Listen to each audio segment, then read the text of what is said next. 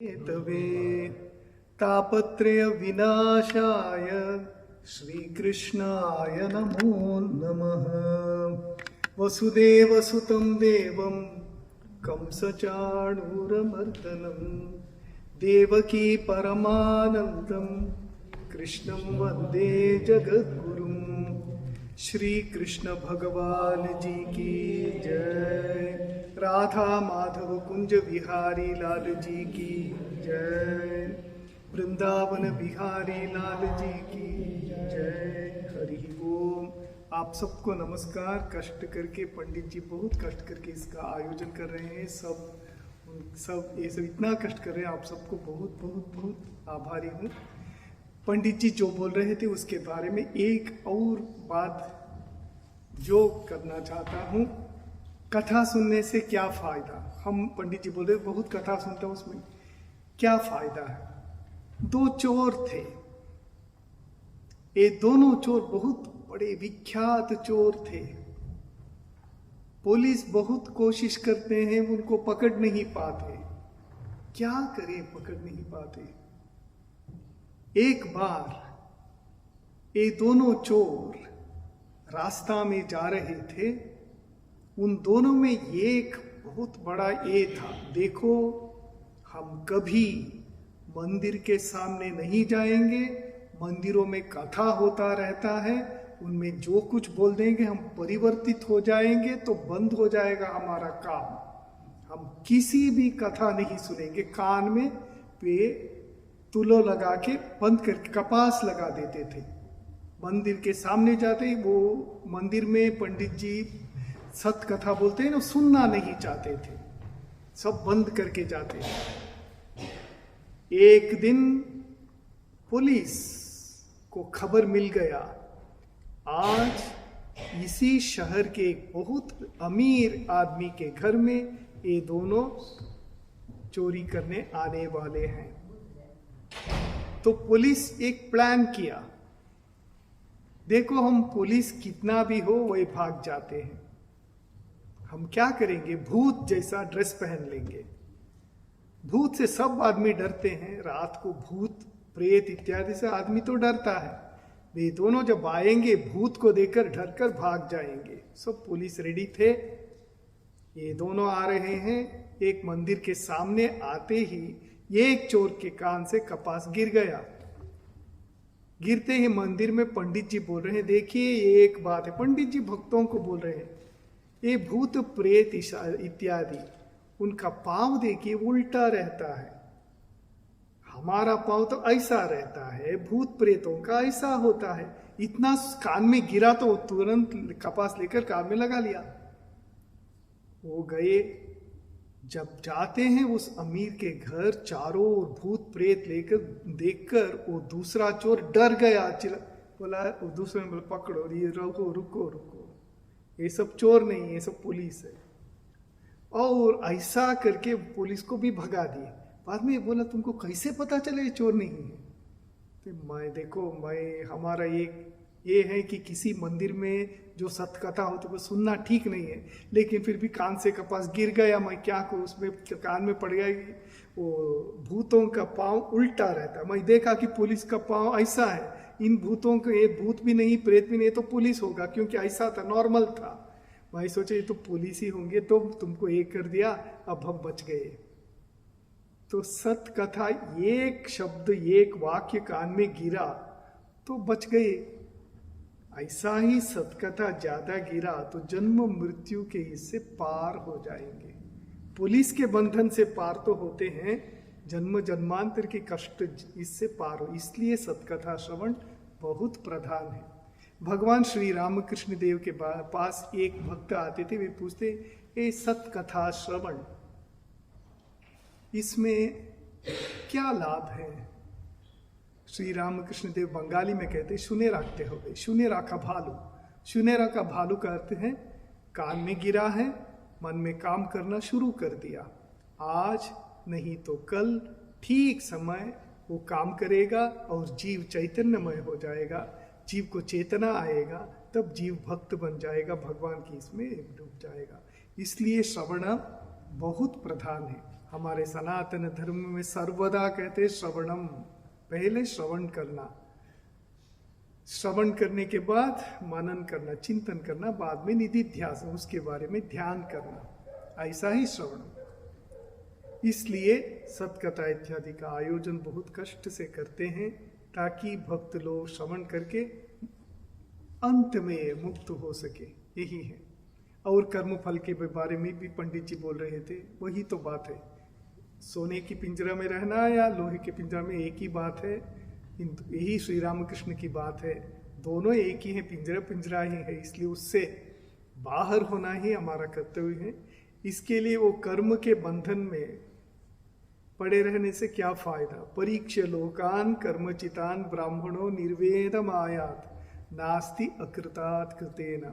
एक ब्राह्मण थे, वो ब्राह्मण बहुत सत्कर्म किए, बहुत सत्कर्म करने के बाद सोचे कि मेरा जन्म जन्मांतर का दुष्कर्म तो निकल जाएगा, मुझे सत्कर्म के फल से मैं स्वर्ग जाऊंगा। स्वर्ग गए, वहां भोग किए, फिर से लौटे, फिर से सत्कर्म किए, यज्ञ आगादि किए, फिर से स्वर्ग गए, फिर से लौटे। बोलने के बाद बोलते हैं परीक्ष्य लोकान, इस लोक को और दूसरे लोक को परीक्षा किया, कर्म चितान, सब कर्म से, कर्म बंधन से भरे हुए हैं। वहां सोना का है, यहाँ इसका है। ब्राह्मण निर्वेदम आयात, नहीं इसमें नहीं होगा। नास्ति अकृतात्, अकर्म से कर्म ये सब नहीं होगा, दोनों एक है। इसलिए क्या करना है, जैसे पंडित जी कहते हैं भगवान का नाम स्मरण इत्यादि करने से भगवान संप्रीत हो जाते हैं। हम भागवत कथा शुरू करेंगे, पहले वे गाएंगे, हो सकता है पंडित जी, ठीक है। तो कल जो हम बोल रहे थे, पहला मंत्र है ओम जन्माद्यस्य यतो अन्वयादितरतः चार्थेष्वभिज्ञ स्वराट तेने ब्रह्म हृदय आदि कवये मुह्यन्ति यत् सूरयः तेजो वारि मृदाम यथा विनिमयो यत्र विसर्गो मृषा धाम्ना स्वेन सदा निरस्तकुहकं सत्यम परम धीमहि। ये धीमहि गायत्री मंत्र से आया है। इसको भगवान व्यासदेव भागवत के पहला श्लोक में ऐड कर दिए हैं, सत्यम परम धीमहि। ये गायत्री मंत्र से कनेक्ट कर दिए हैं। समस्त वेद का, समस्त सनातन धर्म का सार इस पहला मंत्र में है करके पंडित कहते हैं, पंडित लोग कहते हैं। सो यही है पहला अर्थ मंत्र। उसके बाद भगवान की लीला, कृष्ण परमात्मा की लीला। कल हम बोल रहे थे जैसे पहले था पांडव और कौरव थे, पांडवों में से मध्यम पांडव था कौन, अर्जुन। अर्जुन का पुत्र था अभिमन्यु। हम तो जानते हैं अभिमन्यु की मृत्यु हो गई, वो चक्र व्यूह में जाकर बाहर नहीं आ सका, युद्ध में अभिमन्यु की मृत्यु हो गई। अभिमन्यु का लड़का था परीक्षित, है ना।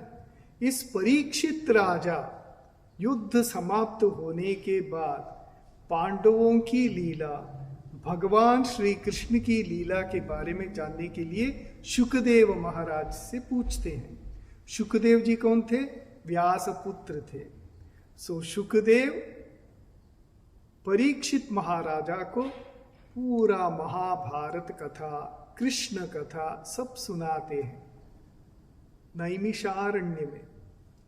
इसी को सुनने के बाद, उसका सुनने का कारण भी एक था सर्प से। ये और एक कहानी है, बहुत लंबा हो जाएगा। सर्प आकर उनको मारेगा, परीक्षित राजा को। परीक्षित राजा कुछ पाप किए थे, इसलिए 7 दिन के अंतर सांप आकर उनको मारेगा।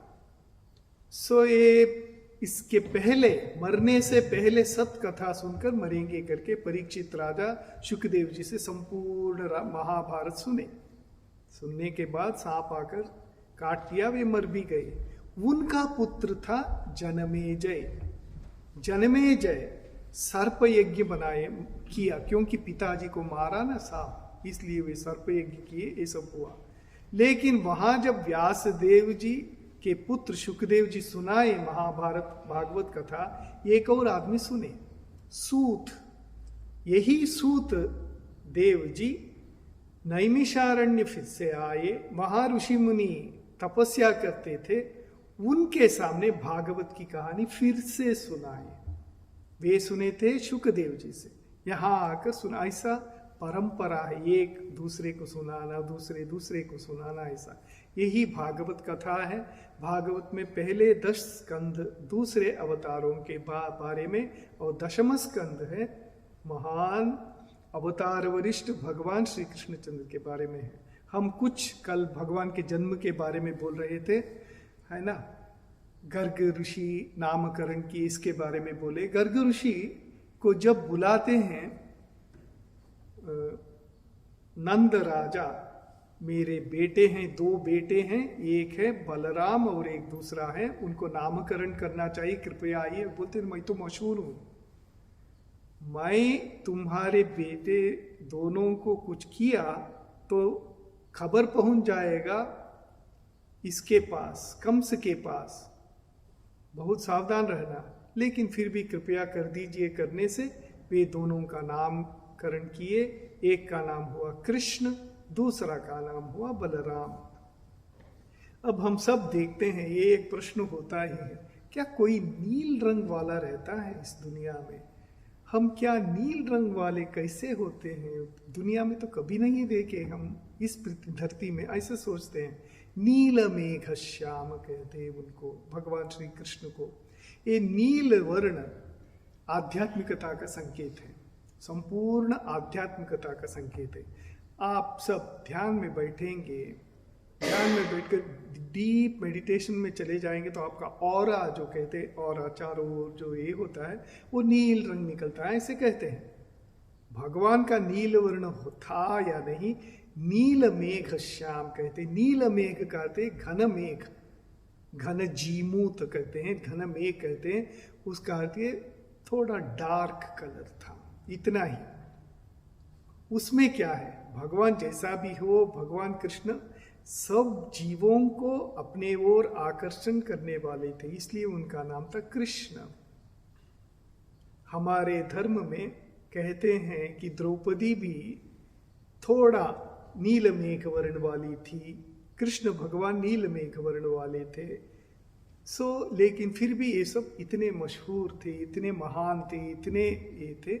इसलिए कृष्ण नील मेघ का अर्थ नील भी हो सकते हैं, नहीं तो थोड़ा मलिन वर्ण कहते हैं, जैसे थोड़ा भी हो सकते हैं, उसके लिए कोई ये नहीं। लेकिन अवतार सर्वदा बदल सकते हैं, अवतार की इतनी शक्ति होती है, इच्छा करने से ही सफेद वर्ण हो जाते हैं, नील वर्ण हो जाते हैं, सब कुछ भी बन सकते हैं, उनमें उनके लिए क्या असंभव है। तो आज हम फिर ये करेंगे पूतना की घटना से। इससे पहले क्या पंडित जी गाना चाहिए, चलेगा? मुझे पता नहीं कब भी, अच्छा ठीक है। पूतना की घटना। पूतना एक राक्षसी थी, कंस राजा की आस्थान में रहती थी। कंस क्यों पूतना को भेजते हैं? जब अष्टम पुत्र उनको मारेगा करके आकाशवाणी सुनते हैं और देखते हैं कि अष्टम पुत्र नहीं था, पुत्री हुई, तो कंस को संदेह हो गए, कैसे बदल गया? पुत्र होता है कहते थे, तो पुत्री आ गई, वो दुर्गा बनकर उसको डरा दी। कहाँ है वो कृष्ण, कहाँ है वो जो हमको मारेगा? इसलिए कंस सब बच्चों को 10 दिन पहले जो जिंद पैदा हुए थे, समस्त बच्चों को मार डालने का काम दे दिया कुछ लोगों को, राक्षसों को। उनमें से एक थी पूतना। पूतना बच्चों को दूध पिलाने के वजह करके सबको मारना शुरू की, और सुनी कि वहीं पास में नंदग्राम है, गोकुल है, वहां कृष्ण है। आई, साधारण युवती जैसे आई, तो किसी को पता ही नहीं चला, ठीक है आती है करके आई, बैठी, और सब जैसे वो भी बच्चा को देखती है, करती है, सब सोचे ये तो कोई गांव में सबको पता चल जाता है, नई कोई आती है तो पता चल जाता है, लेकिन फिर भी वे सोचे कि अच्छा ठीक है कोई होगा। लेकिन नंद राजा को वसुदेव सावधान किए थे। कैसे? नंद राजा कंस के वहां गए थे टैक्स देने के लिए। वहां वसुदेव उनके दोस्त थे। जेल में वसुदेव से मिलने से वसुदेव तो जानते थे कौन है कृष्ण। वे बोले आपको जल्दी लौटना चाहिए, आपका बच्चा खतरे में होगा, आप जल्दी चलिए। वे लौट कर आए, आने से पहले ही घट गए। क्या हुआ? पूतना दूध पिलाने का बहाना की तो कृष्ण उनका जीव खींच लिए, वो गिर गई और अपना असली स्वरूप, आपका असली स्वरूप दिखा दी। सब डर गए, गांव में इतना ये हो गए, हल्ला मच गया, क्या हो गया, कौन है ये राक्षसी, ऐसा इतना बड़ा शरीर ऐसे पड़ी हुई है। तब ये बहुत अच्छा काम हुआ। क्या हुआ? वो यद्यपि कितने बच्चों को मारी थी, महाराक्षसी होने पर भी कृष्ण को, भगवान को थोड़ा दूध पिलाई थी, विषाक्त दूध पिलाने से भी भगवान की कृपा से उसको मुक्ति हो गई। उसका अंतिम समय आया था। भगवान की कृपा ऐसा ही वर्षित होता है। भागवत में एक कथा है, किम पुनः श्रद्धया भक्त्या कृष्णाय परमात्मने यच्छन् प्रियतमं किम्नु रक्ता तन्मातरो यथा। उनकी माँ जैसे, यशोदा जैसे जो प्रेम करते हैं भगवान श्री कृष्ण जी को, उनका हालत क्या होगा यदि एक राक्षसी जो मारने आई थी उसको मुक्ति मिल जाता है। भगवान की दया ऐसा है, भगवान सिर्फ दयामय है। उनकी दया सब जीव पर निकलते हैं, सब जीव पर होता है। जब जीव को ऐसा समय आएगा तब ठीक वहां भगवान आकर उसको दया, उसके ऊपर दया कर देंगे। हम सबको अजामिल की कहानी तो याद है ना? अजामिल कौन थे? वे बहुत सारे पाप किए थे, लेकिन अंत में ये एक सिर्फ मरने से पहले नारायण नारायण किए। नारायण भगवान का नाम नहीं था, उनका लड़का का नाम था। कुछ संपत्ति के बारे में बोलने के लिए नारायण नारायण करके मर गए। तब आ गए वहां देवदूत, आ गए नारायण के दूत, और यमदूत आ गए। दोनों लड़ना शुरू किए। नो नारायण का नाम लिया है इसलिए उसको मुक्ति देना है, और ये बोलते नहीं ये तो पापी है, इसको तो नरक जाना है। नहीं, भगवान का नाम लिया तो हो गया। अरे ये बोलते ये कैसे होगा, ये तो भगवान का नाम नहीं लिया, सिर्फ पुत्र का नाम लिया। लेकिन फिर भी अंत में जय हुआ भगवान के ही दूतों का, ईश्वर के दूतों का। वे बोले नहीं, किसी भी बहाने से भगवान का नाम लिया है तो मुक्ति मिल जाएगा उसको। नाम का महत्व कहने के लिए सनातन धर्म ऐसा किया है। हमको पता है दूसरे धर्मों में जैसे होता है, अब वहाँ कब्रिस्तान कर देते हैं, कब्र के अंदर वे पड़े रहते हैं। इस दुनिया का जब अंत होगा तब उन लोगों का भगवान आता है, आकर लाइन कर देते हैं। लाइन करने के बाद तुम पापी हो, तुमको नरक जाना पड़े चिरदिन के लिए, चिरकाल के लिए नरक। तुम पुण्यवान हो, तुम स्वर्ग जाना पड़ेगा। ऐसा हमारे धर्म में वो सब कुछ भी नहीं है। अपिचेत सुदुराचारो भजते माम अनन्य भाग साधुरेव समन्तव्य। कृष्ण भगवान कह दिया अपिचेत सुदुराचार, इतना पाप किया, बोलते सुदुराचार भजते माम अनन्य भाग। यदि मेरी भजना करे, मेरे नाम स्मरण करे, सेवा करे, कुछ किए तो साधुरेव समन्तव्य, उसको साधु मानना चाहिए। क्षिप्रम भवति धर्मात्मा शाश्वत शांतिम निगच्छति, बहुत जल्दी उसको मुक्ति मिल जाएगा, धर्मात्मा बन जाएगा और शाश्वत शांति मिलेगा। यही है सनातन धर्म। सनातन धर्म का महत्व इसलिए है कि यहाँ किसी को तुम पापी हो, तुम ऐसे हो, तुमको ऐसा नहीं। गलती तो आदमी करता है, गलती हो गया छोड़ो बस, अब आओ, अब भगवान का नाम स्मरण करो, हो जाएगा। सो इसलिए पूतना इतने बच्चों को मारी थी, लेकिन फिर भी जब भगवान श्री कृष्ण की कृपा मिल गई तो कृष्ण की कृपा से मुक्ति मिल गया। लेकिन वहाँ जो गांव वाले थे डर गए, वे तो साधारण लोग थे। वे देखते उनके बच्चा, इतना छोटा बच्चा को इतनी बड़ी राक्षसी आकर मारने की कोशिश की, इसलिए बहुत सारे रक्षा स्तोत्र इत्यादि करना शुरू किए। कहते इंद्रियाणि हृषिकेश प्राणान नारायणो वतु श्वेत द्वीप पतिश्चित्तम मनो योगेश्वरो अवतु इत्यादि करके दिन रात प्रार्थना करना शुरू किए, भगवान इस बच्चे का मन की रक्षा करे, शरीर की रक्षा करे इत्यादि करके शांति मिला उनको। क्योंकि माँ पिताजी दोनों को चिंता होता ही है। इतना छोटा बच्चा है, निरीह शिशु है, उसको राक्षसी आकर मार डालने की कोशिश करेगी तो उनको डर लगता ही है। ऐसा ही चलता है। भागवत अब आगे बढ़ते हुए कहता है शकटासुर भंजन की कहानी। अब थोड़ा शकटासुर भंजन की कहानी। शकटासुर कौन था? वही कंस राजा का एक के बाद एक रिप्रेजेंटेटिव, कहते हैं ना ऐसा, और एक दूत था कंस का। कंस को जब पता चला कि पूतना फेल हो गई, पूतना मर भी गई, तो सच में डरना शुरू कर दिया। सपने में जागते हुए हर जगह वो कृष्ण को ही देखता है, ये क्या हो रहा है, कोई आकर मुझे मार डालेगा, इसी डर में रहता है। साधारण जीवों को ऐसा होता है। कुछ कुछ ऐसे होते हैं, मरने के लिए हम नहीं डरते, मृत्यु आने से क्या है, हम नहीं डरते बोलते। लेकिन जो शरीर को इतना सब कुछ मानने वाले हैं, शरीर के ऊपर इतना प्रेम जिनको रहता है, वे थोड़ा कुछ हो जाएगा तो इतना डरते हैं। इन्हीं को कहते हैं बॉडी सेंट्रिक लाइफ कहते हैं। बॉडी सेंट्रिक लाइफ कहते हैं शरीर केंद्रिक जीवन। शरीर को छोड़कर उनको और कुछ भी नहीं चाहिए, शरीर के ऊपर चिंतन हरदम। ऐसे लोग क्या करते हैं, कुछ हो जाएगा, कुछ होएगा, डरते हैं। कम से इतना पौरुषवान था, इतना महान शक्तिमान था, लेकिन फिर भी कृष्ण की डर, इसलिए उसने भेजा और एक राक्षस को, शकटासुर करके। एक दिन कृष्ण पास फिरना, ऐसा कहते हैं, बच्चे ऐसे साइड में फिरते हैं ना, घूमते हैं, इसके लिए एक फंक्शन बनाए गांव में।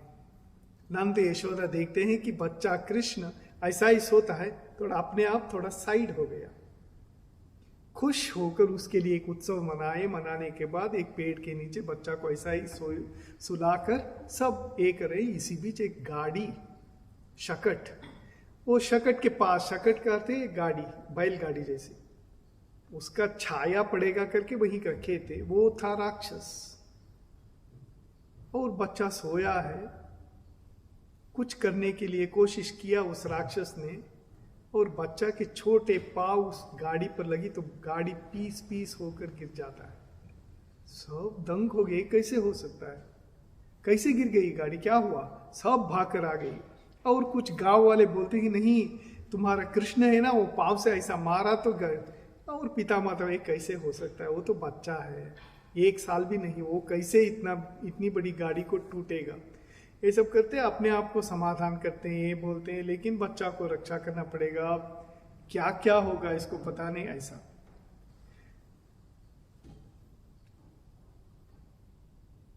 अच्छा, ये बहुत सारे मंत्र बोलना शुरू करते हैं। कहते हैं हमारे कृष्ण को बहुत सारे विपत्तियां हो रहे हैं, क्या करे, अभी तो बच्चा है, शिशु है। इसको पहले पूतना मारने की कोशिश की, बाद में शकटासुर मारने की कोशिश करता है, क्या हो रहा है हमारे बच्चे को पता नहीं करके बहुत नंद और यशोदा दिन रात सोचते हैं और पुरोहितों को बुलाते हैं, मंत्र यंत्र करवाते हैं, वेद पाठ करवाते हैं, ये सब करके रक्षा करने की कोशिश करते हैं और बोलते हैं यहाँ यंत्र लगा दीजिए, यहाँ कुछ लगा दीजिए। पिता माता का ऐसा ही सोच होता है, उनको पता नहीं है कि स्वयं भगवान ईश्वर विष्णु नारायण उनके घर में जन्म लिए हैं। हाँ ठीक है, 1-2 बार दिखाए हैं भगवान, लेकिन फिर भी माया में आवृत कर देते हैं। यदि भगवान का निज स्वरूप हो तो ये सेवा नहीं कर सकते, इसलिए भगवान दिखाते हैं, कभी कभी दिखाने के बाद हाइड कर देते। क्यों दिखाते हैं? दिखाने की इसलिए आवश्यकता है कि नहीं तो साधारण जीव हमको पता नहीं होता था। नहीं तो हम सोचते थे कोई बच्चा था, उसकी कहानी है। ऐसा तो नहीं होना चाहिए। इसलिए बीच बीच में भगवान अपनी निज स्वरूप, असली स्वरूप को दिखाते हैं। अब और एक समस्या हो गया। नंद यशोदा के गोकुल में तृणावर्त करके एक राक्षस आया। तृणावर्त का अर्थ है बवंडर, कहते हैं बवंडर, घूमता रहता है ना, टेम्पेस्ट कहते हैं इसको। एक बार सब गांव वाले हंसी मजा उड़ाते हैं। शाम को सब गांव वाले वो लाठी लेकर खेलते थे। बहुत आनंदमय जीवन था उस गांव में। इसी समय इतना बड़ा बवंडर निकल गया, किसी को पता नहीं क्या हुआ। यशोदा अपने बेटे को वहीं पेड़ के नीचे सुलाई थी, बच्चा कहाँ गायब हो गया। इतना धुआं, इतना धूली, सब निकल गया, सबका आंख भर गया। क्या हो रहा है किसी को पता नहीं चला। इतना बवंडर। 1 घंटा होने के बाद सब शांत हुआ तो यशोदा ढूंढना शुरू की, बहुत रोना शुरू करी। जहां सुलाई थी वहां वो वस्त्र भी नहीं है, कुछ भी नहीं है, बच्चा तो नहीं है। पूरा गांव में हलचल मच गया, सब ढूंढना शुरू। क्या हुआ हमारे कृष्ण को, कहाँ गया कृष्ण? बहुत रोते रोते सब ढूंढना शुरू किए। इसी बीच क्या हुआ था, कृष्ण को उठाने के लिए बवंडर के रूप में आया था तृणावर्त करके राक्षस। आवर्त का अर्थ है गोल होना, तृण का अर्थ है जो घास। घास को उठाकर ऐसा बवंडर जैसा बनाकर उठाकर लेके जाएगा। उठाया। कृष्ण तो जानते हैं कि वो राक्षस है। वे जानते हैं कि ये सिर्फ हवा का खेल नहीं है, ये कोई राक्षस है। कृष्ण इतना वजन का हो गए, इतना वेट ज्यादा बढ़ गया कृष्ण का, जैसे मानो इतना बड़ा पहाड़ का पत्थर जैसा बन गए। कितना उठाएगा बवंडर? हवा से कितना पत्थर उठा सकते हैं? करते करते धीरे धीरे पत्थर नीचे धुम करके गिरने जैसे कृष्ण को वो छोड़ना पड़ा बवंडर को। लेकिन छोड़ने से पहले इतना कष्ट हो गया राक्षस को, अपनी जान बचाने के लिए वो सब छोड़कर भाग गया। कृष्ण फिर से वहीं आकर सो गए, मानो कुछ नहीं हुआ। सब ढूंढ रहे थे, सब आ गए, वो हमारे कृष्ण ही हैं। सब फिर से लेकर क्या हुआ बच्चे को, क्या हुआ, जैसे होता है। यही है भगवान श्री कृष्ण की लीला। अवतारों की जीवन में बहुत सारी घटनाएं ऐसे होते हैं जो आम आदमी के जीवन में कभी नहीं होगा। उनका जीवन और उनका कर्म सब कुछ भी दैवी है, मानुषी और दैवी। हमारे सब काम कैसे होते हैं? मानुषी कर्म होते हैं। मानुषी कर्म का फल मिलता है, हमारे कर्म फल की जो स्टॉक है उसमें रहता है। उसका परिणाम की इसी जन्म में भी मिलता है, नहीं तो आगामी जन्मों में मिलता है। कुछ ना कुछ होता है। भगवान को ऐसा कोई कर्म फल का कोई कुछ भी नहीं है, उनका काम सब दैवी है। न मे पार्थास्ति कर्तव्यम त्रिषु लोकेषु किंचना, कहते हैं ना कृष्ण गीता में, मेरा इस दुनिया में कोई कर्म कुछ भी नहीं है। ऐसा नहीं कि मेरी जिम्मेदारी है ऐसा करना, लेकिन वे आते हैं यहाँ हमको सिखाने के लिए, हम पर दया करने के लिए, हमको बोलने के लिए, देखो जो जीवन बिता रहे हो उसको बदलना चाहिए, ईश्वर केंद्रित जीवन होना चाहिए, भगवान की पूजा अर्चना इत्यादि करना चाहिए, तब जिंदगी बदल जाएगा। यही बोलने के लिए आता है। अब इधर यशोदा नंद को कहती है, देखिए आप कुछ ना कुछ कीजिए, बच्चा इतनी समस्याओं में गिर रहा है।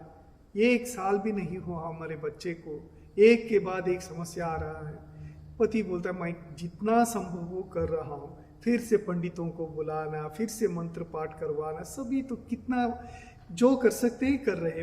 मंदिरों में पूजा अर्चना करवाना, सब करवाए। और ये तो अब बच्चे को नहीं छोड़ेगी। यशोदा बोलते मैं कभी नहीं छोड़ूंगी। ऐसा सो देखकर उसको तो माया लग गया है, क्या करेंगे, बच्चा को क्या हो गया कि बहुत डर रही है। अब समय आया भगवान को कुछ तो दिखाना है, दिखाने से उसके अंतर से एक शक्ति निकलेगा। बच्चा को लेकर उस बैठी है, बच्चा हंस रहा है, धीरे धीरे बच्चा सोने जाएगा। सोने से पहले वो हा करके हाय निकलेगा, यॉर्निंग कहते हैं ना उसको। आ करता है बच्चा, तो देखते बच्चा आकर है, नींद आ गया होगा, लेकिन अंदर देखती है विश्व ब्रह्मांड दिखाई दिया, कृष्ण सब दिखाई देता है। इतना छोटा बच्चा, उसके मुख के अंदर पृथ्वी नहीं, धरती नहीं, सूरज नहीं, सब सब कुछ देखती है। यशोदा चमक उठी, ये क्या मैं देख रही हूं।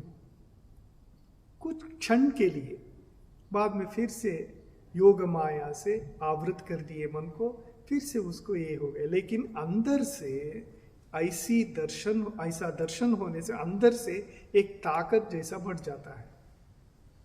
ऐसी एक आइडिया आता है कि मेरा बच्चा साधारण बच्चा नहीं है।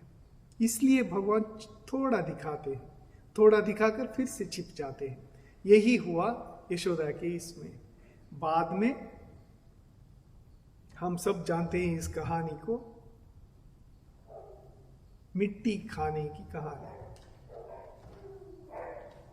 कृष्ण जो बड़े होते हैं बलराम जी के साथ, बच्चे से पैदल चलने तक सिर्फ 4-5 भागवत के मंत्रों में बता दिए हैं। भागवत के सिर्फ 4-5 मंत्रों में बताते हैं कृष्ण अब ऐसा चलना शुरू किया, अब उठा, अब पैदल चलना भी शुरू कर दिया। ऐसा जब कृष्ण पैदल चलना शुरू किया तो नटखट बालक कहते हैं ना, ऐसा वो तो इधर उधर कुछ ना कुछ करता ही रहता था। किसी के घर में चला जाता है, कुछ ना कुछ लेकर खाता है, सबका प्रिय है कृष्ण। लेकिन फिर भी थोड़ा बचपन की इससे वे भी माया में पड़े हैं, वे सोचते हैं कि ये भी साधारण बच्चा है।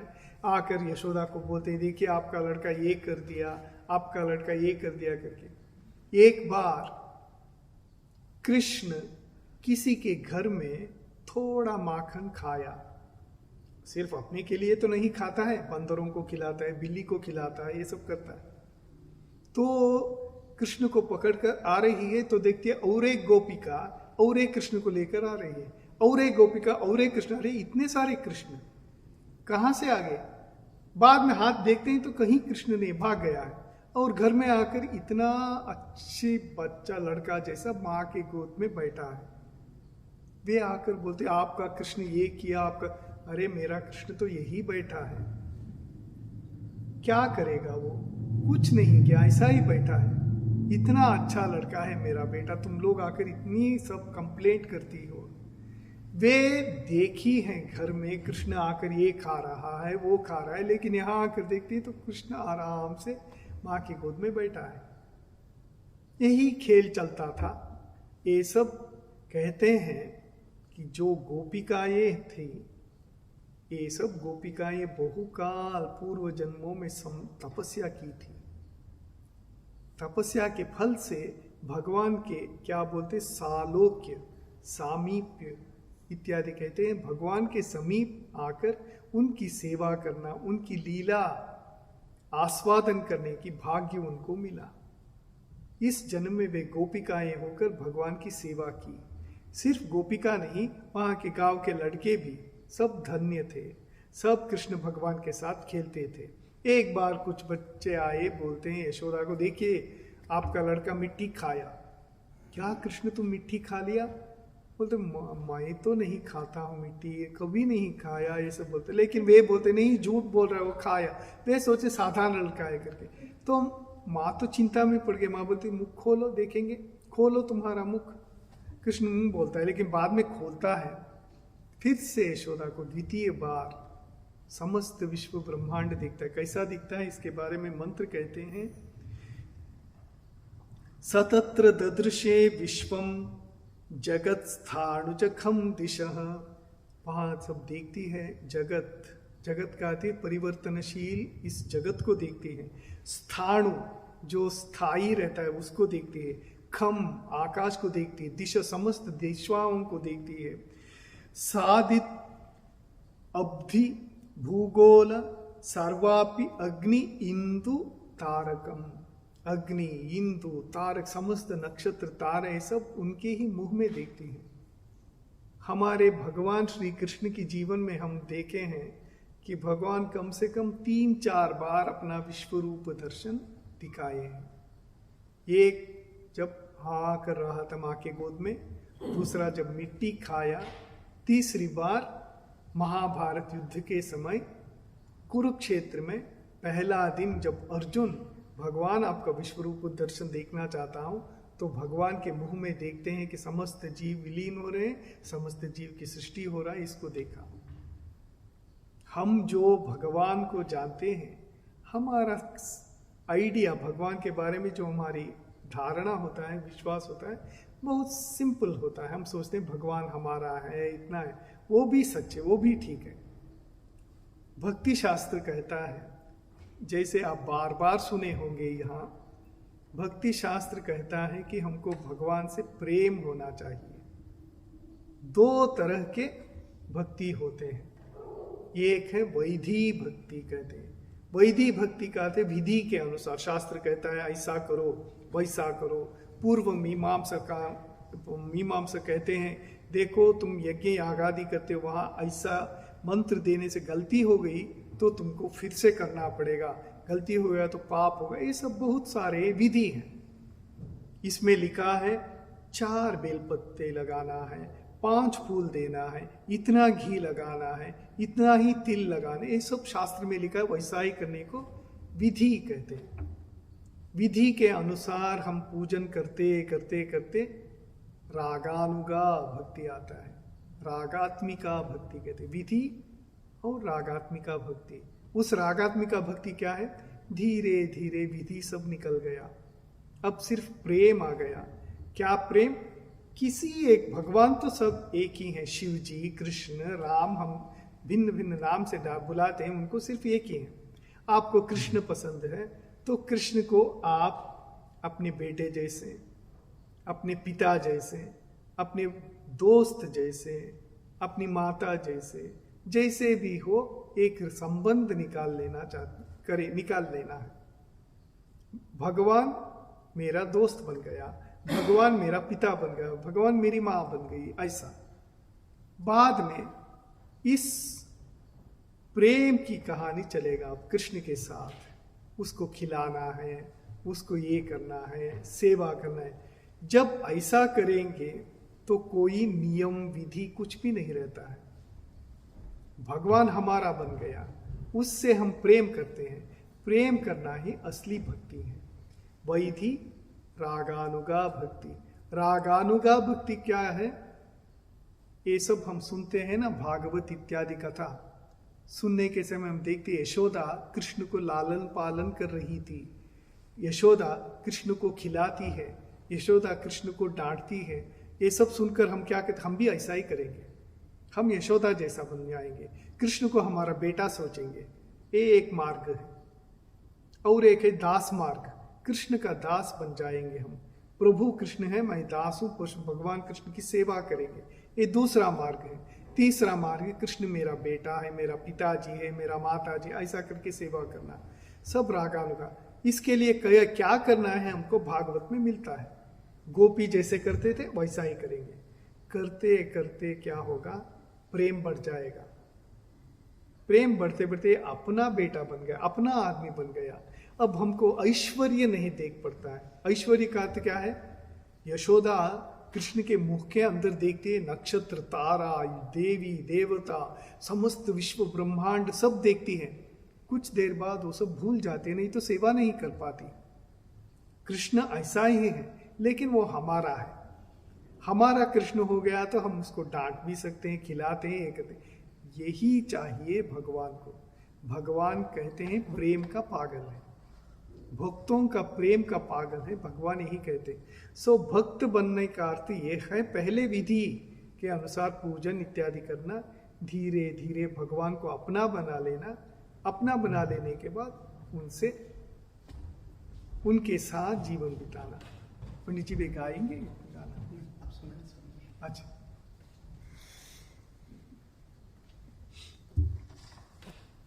इसके बाद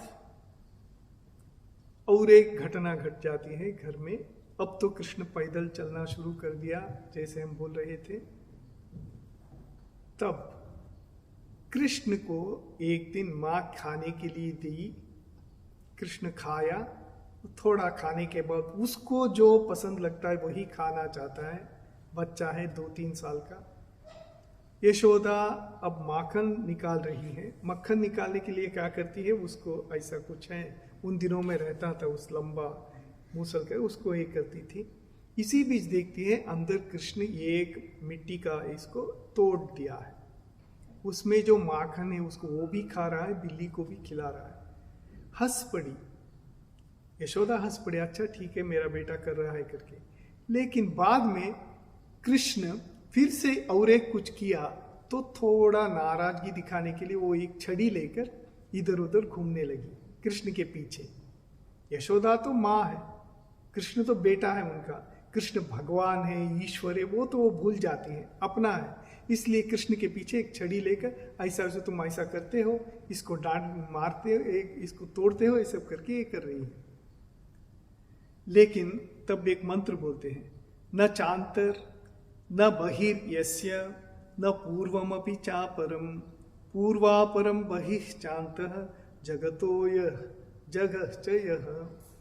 कृष्ण का बाहर भी नहीं है, अंतर भी नहीं है, वहाँ उसका पूर्व नहीं है, पश्चिम नहीं है, जगत नहीं, कुछ भी नहीं है। लेकिन ऐसे कृष्ण वहाँ बच्चा जैसा माँ से बचने के लिए भाग रहा है। माँ भी उसके पीछे भाग रहे, कहते मेरा कृष्ण आव इधर करके। तम मत्वा आत्मजम व्यक्तम मर्त्यलिंगमधोक्षजम गोपिको मुलुखले दामना बबंध प्राकृतम यथा। बहुत देर ऐसा भागने के बाद अब कुछ तो करना है इस नटखट लड़का को। तो क्या करती है, कृष्ण को पकड़ लेती है।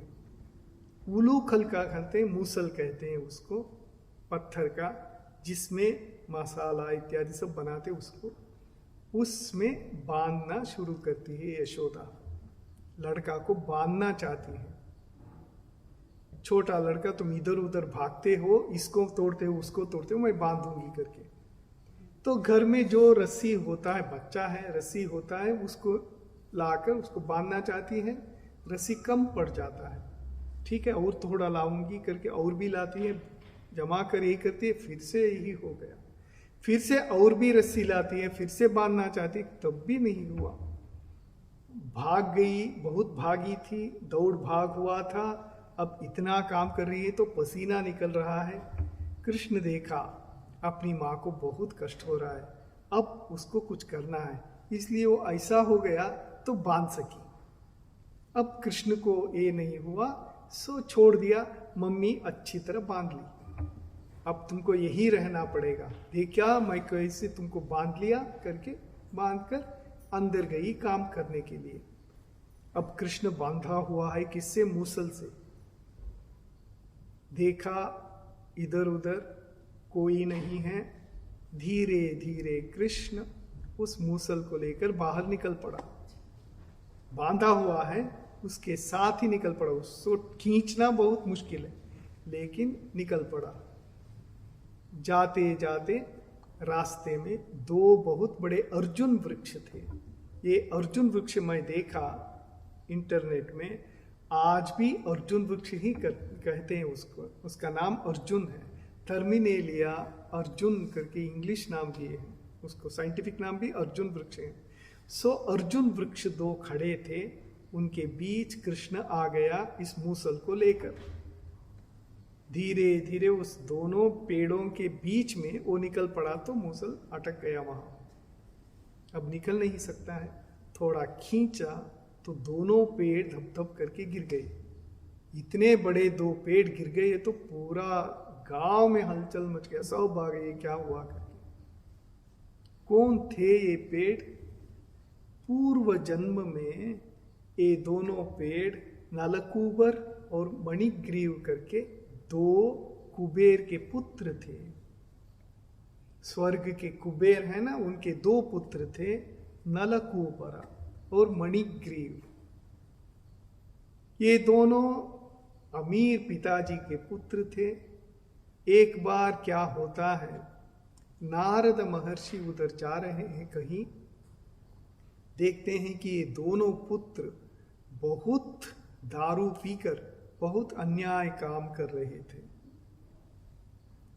नारद मुनि देखकर बहुत नाराज हो गए। तुम ऐसे पिता के पुत्र होकर ऐसे सब कर रहे हो, तुम पेड़ बन जाओ। वे दोनों रोना शुरू किए, क्या शाप दे दिए नारद जी, हम कैसे बचेंगे? नारद मुनि बोले, चिंता मत करो, समय आएगा, भगवान स्वयं विष्णु अवतार लेंगे, अवतार लेने के बाद तुम दोनों को मुक्ति देंगे।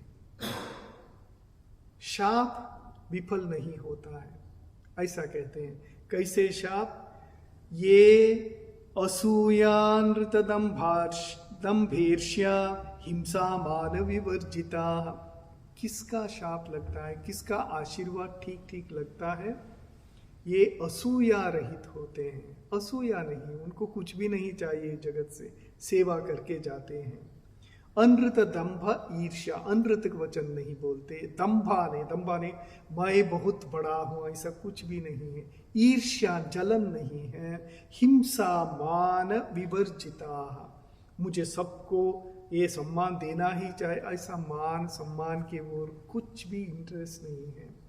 ऐसे महात्मा लोग न तेषाम सत्यशीलानाम आशीषो विफला कृता। ऐसे महात्माओं के मुंह से जो वाणी निकलता है वो सच निकलता है। वे जो बोलेंगे वो सच होगा। कैसे होना चाहिए उनका गुण? ये असूया, अनृत, दंभा, ईर्ष्या विवर्जिता, ऐसा कोई ये नहीं उनको। इस दुनिया से उनका कोई लेन देन नहीं, लेकिन यहाँ रहते हैं सेवा करने के लिए। हिंसा नहीं, हिंसा कहते जलन नहीं है, ईर्ष्या नहीं, ऐसे कुछ भी नहीं है। ऐसे महात्मा लोग जब कुछ बोलेंगे सच होगा। नारद महर्षि को क्या चाहिए था इस दुनिया से? कुछ नहीं। वे तो भगवान के नाम करते करते त्रिभुवन घूमते थे। उनको जब ये दोनों कुबेर के लड़के अपमान अवमानना किए, तब वे शाप दिए।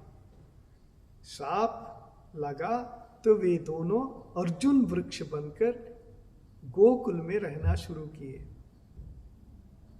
अर्जुन वृक्ष होकर कुछ देर तक रहना पड़ा उनको। पेड़ तो 300 साल रहता है, 400 साल रहता है, और कृष्ण भगवान आए इस मूसल के साथ, आकर दोनों पेड़ गिर गए। वे दोनों कृष्ण चरण पकड़ लिए, हमको मुक्ति दीजिए बोले। कृष्ण हंसते हंसते उनको मुक्ति दी। इसका अर्थ ये है कि सब कुछ जुड़ा हुआ है।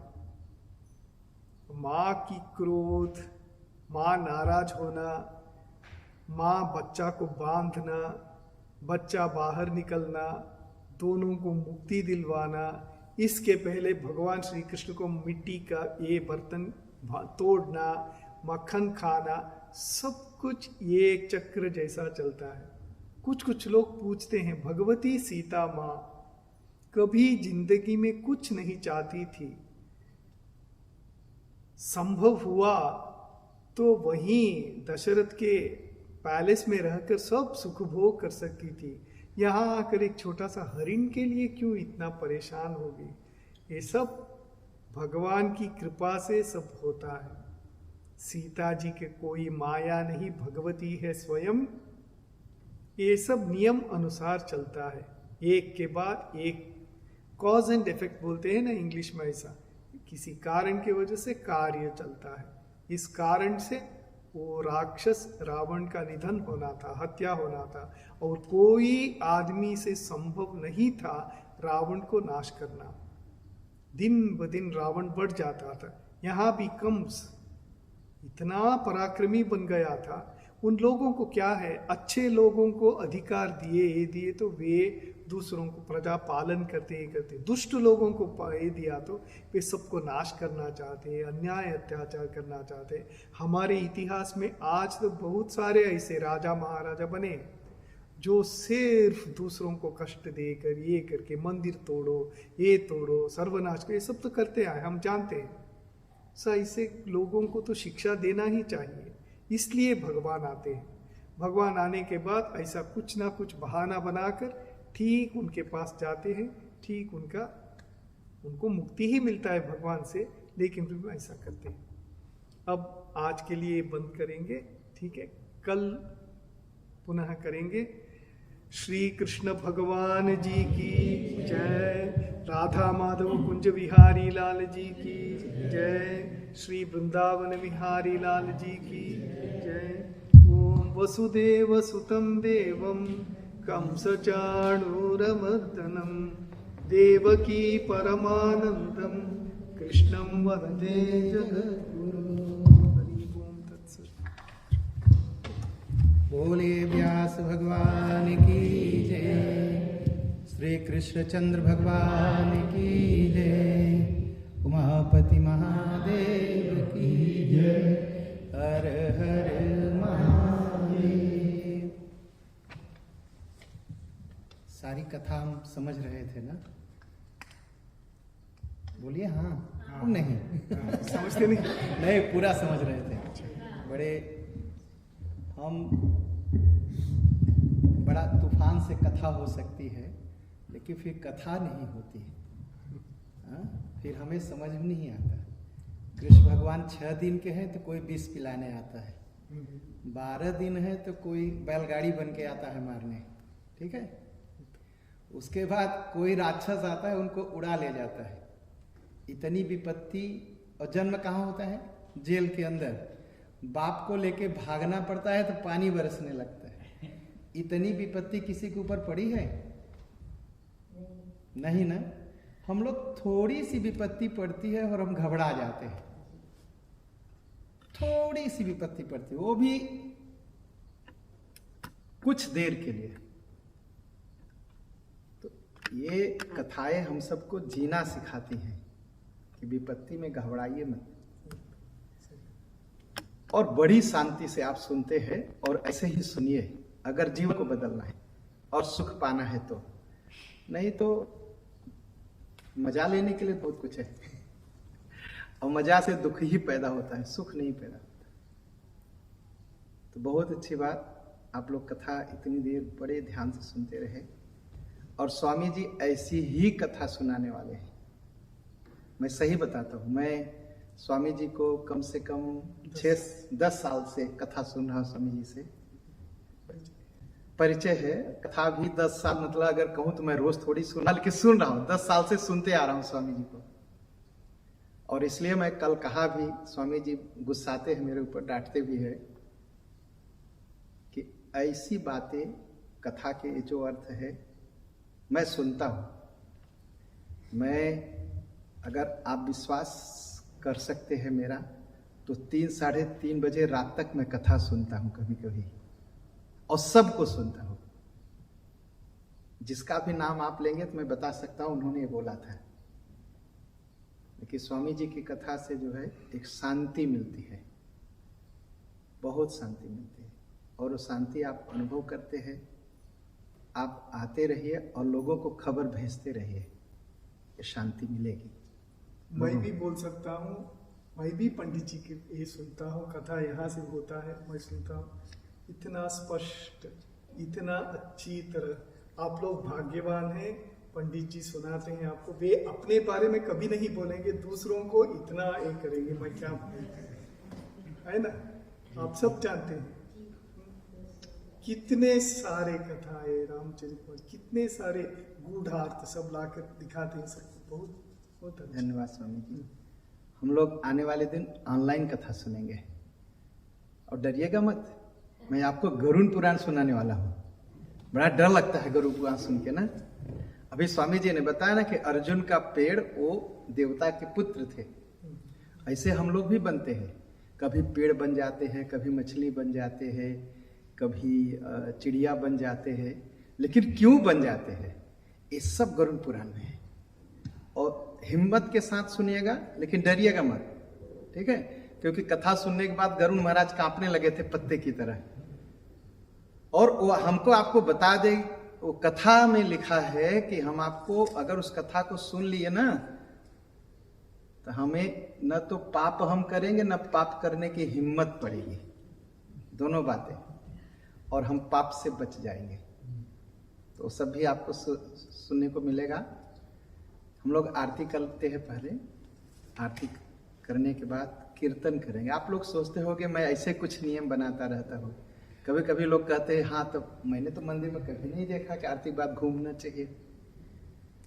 कहीं और देखते नहीं ना, यही करते हैं हम न।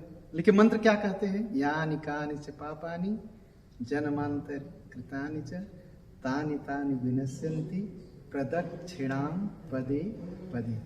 जब हम कहते हैं तो हमको करना भी चाहिए ना। मंत्र तो कहते हैं भगवान हम आपके सामने घूम रहे हैं, लेकिन घूमते नहीं। भगवान सोचेंगे कितना बड़ा झूठा खड़ा है मेरे सामने, यही ना सोचते होंगे भगवान। तो इसलिए भगवान हम घूम भी रहे हैं, झूठ मत बोलिए भगवान सामने कर, इसीलिए प्रदक्षिणा कराते हैं, घूमते हैं इसीलिए। और कीर्तन क्यों करते हैं? कहते हैं और मंदिरों में तो नहीं होता। कीर्तन करने से, भगवान के सामने कीर्तन करने से विश्व में शांति आती है। और विश्व में शांति आएगी तो हम लोग विश्व से बाहर थोड़ी है, हमारे अंदर। ये सब शास्त्र में लिखा है। हमारे पास समय कम है, हम बता नहीं पाते, ये सब शास्त्र में लिखा है। तो ये सब कीर्तन करेंगे, उसके बाद ध्यान करेंगे, भगवान से अपने मन की बात कहेंगे, उसके बाद फिर आरती, प्रसाद और भोजन करेंगे। और हम रोज करेंगे। और एक चीज बताता हूं, मैं अपने अंदर की बात बताता हूं। आपने कभी मधु गिरते हुए देखा? मधु का मधुमक्खी छत्ता लगाती है ना, और मधु को गिरते हुए देखा है? नहीं देखा। अच्छा, तेल ऐसे बर्तन में से गिरते हुए देखा है? हाँ देखा है। जब एक बर्तन से तेल दूसरे बर्तन में भरेंगे तो तेल की जो धार है टूटती है? नहीं टूटती। जब आप कथा स्वामी जी सुनाते हैं ना, आपके अंदर होता है या नहीं होता मैं नहीं जानता, लेकिन मेरे अंदर होता है, कुछ अंदर चल रहा है। और अगर आपके अंदर होने लगे तो आप समझिए आप भक्ति और मुक्ति के रास्ते पर हैं। और होगा, आप सुनते रहिए, होगा। दूसरी बात है, मैं कहता हूं वहां से आरती करिए, ठीक है?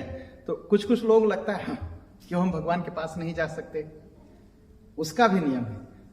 इतनी दूरी से भगवान से बात करिए कि भगवान की आंख में आप देख सकिए, ठीक है? आप बहुत नजदीक हो जाएंगे, भगवान की आंख में नहीं देख पाएंगे। भगवान की आंख में देखते हुए आरती करिए। इसलिए मैं आपको थोड़ा दूर रखता हूं, ठीक है? और आप नजदीक कुछ लोग जाते हैं तो एक और डर लगा रहता है, कहीं कपड़ा में आगे छुआ दिया आप तो हमारे भगवान कहे वाह। तो इसलिए सारे नियम जो शास्त्र का नियम है वही हम आपको सिखाते हैं। हाँ, आपको कभी कभी लोगों को लगता है कि नहीं कुछ पंडित जी कुछ गड़बड़ करते हैं, नहीं, जो शास्त्र में वही हम सिखाते हैं। तो हम लोग खड़े होंगे और आरती करेंगे। पर्वत बाबा आरती कराएंगे।